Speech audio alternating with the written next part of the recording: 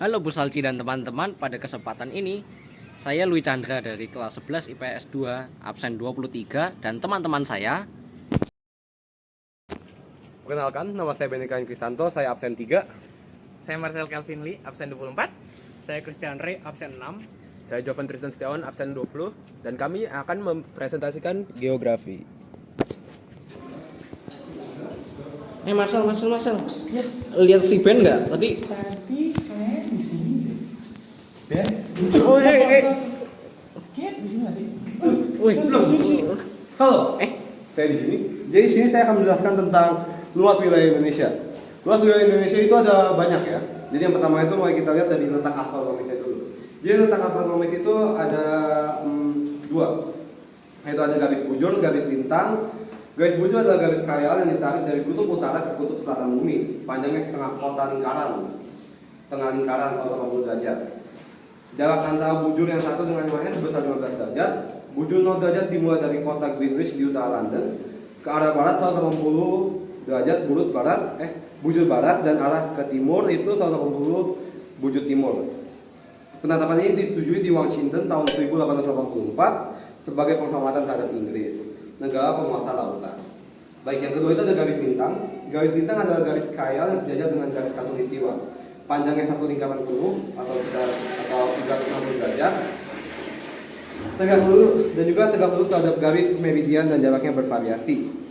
Baiklah, berdasarkan hal ini di atas di atas garis wilayah Indonesia itu terletak di antara garis 6 luas utara, habis itu 11 LS dan 95 bujur timur dan 141 bujur timur. Letak garis lintang mengakibatkan perbedaan zona iklim matahari dan pengaruhnya terhadap makhluk hidup. Letak 6 derajat LU dan sampai 11 derajat LS mengakibatkan Indonesia beriklim tropis atau tipe A dengan ciri-ciri sebagai berikut. Temperaturnya tinggi, habis itu rata-rata curah hujan tinggi yaitu 2000 mm per tahun. Baik, kita lanjut lagi ke bentuk dan luas wilayah Indonesia. Tapi di sini saya akan menjelaskan tentang bentuknya saja karena luasnya akan disebutkan oleh teman saya yang bernama Ri. Baiklah. Bentuk perairan Indonesia itu benar-benar gede karena terdiri atas laut dan pulau-pulau besar maupun kecil yang berjumlah 17.504 pulau. Itu pulau-pulau kecil. Baru sekitar 16.056 pulau yang diberi nama, sedangkan yang didiami baru sekitar 2.342. Jadi bayangkan saja seberapa banyak itu pulau yang enggak dihuni ataupun kita nggak beri nama, ya banyak banget. Jadi masih banyak tuh yang belum didiami dan lain-lain. Habis itu di luas wilayah Indonesia menurut BPS adalah 7,9 juta kilometer yang terdiri atas luas daratan 1,9 juta kilometer dan sisanya luas lautan yang terdiri atas laut teritorial atau zona ekonomi eksklusif atau yang kita sebut dengan Z. Sekian, mari kita lanjut kepada luas. Nah, si Ray mana nih?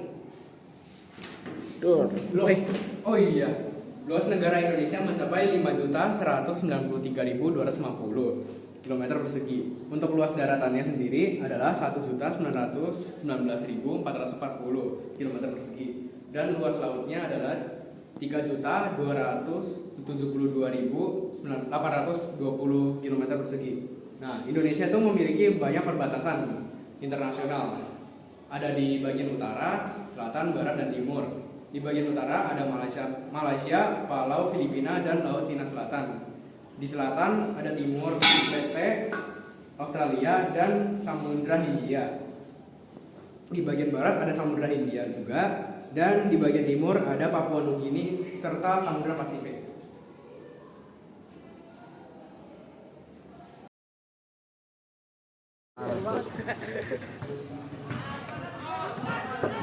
Bang. Tahu nggak sih karakteristik perairan laut Indonesia? Oh, kamu mau mengetahui karakteristik daratan dan lautan di Indonesia? Oke, saya akan menjelaskan wilayah daratan dulu ya. Oke, wilayah daratan itu ada dataran tinggi, dataran rendah, perbukitan, dan juga gunung. Oke, mulai dari dataran rendah dulu ya guys. Dataran rendah merupakan tanah datar yang luas dan tingginya 10 sampai kurang lebih 200 meter di atas laut. Nah, kalau dataran tinggi itu 600 meter di atas permukaan laut. Nah, apa sih itu bukit? Bukit adalah tumpukan tanah yang lebih tinggi daripada tempat sekelilingnya dan lebih rendah daripada gunung yang ketinggiannya tidak lebih dari 600 meter. Nah, apa sih itu gunung?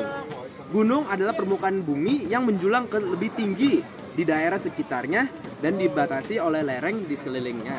Nah, sekarang relief dasar laut. Apa sih itu? Ada berapa macam sih relief laut? Nah, pertama ada gunung laut, dangkalan, lereng benua, punggung laut, lubuk laut, ambang laut, palung laut. Ada berapa tuh? Ada 7 ya guys. Oke, pertama gunung laut. Gunung laut adalah gunung yang kaki-kakinya terletak di dasar laut dan puncaknya menjulang ke atas di atas permukaan laut. Ya seperti gunung biasa ya, tapi di lautan. Nah, dangkalan itu adalah dasar laut yang memiliki kedalaman kurang dari 200 meter yang dianggap sebagai bagian daratan yang masuk ke dalam laut. Kalau lereng benua adalah dasar laut yang merupakan kelanjutan dari dangkalan yang memiliki kedalaman kurang dari 1.500 meter. Punggung laut adalah pegunungan atau rangkaian bukit-bukit dalam laut yang dapat muncul di atas atau di bawah permukaan laut. Lubuk laut adalah dasar laut yang dalam dan berbentuk bulat cekung yang terjadi akibatnya merosotnya bagian dasar laut. Contohnya ada lubuk laut Banda di Maluku. Ambang laut yaitu pegunungan atau bukit-bukit di dasar laut yang memisahkan dua buah laut. Contohnya ambang laut Sulawesi. Dan terakhir palung laut. Palung laut adalah dasar laut yang dalam, sempit, curam dan memanjang yang terjadi akibat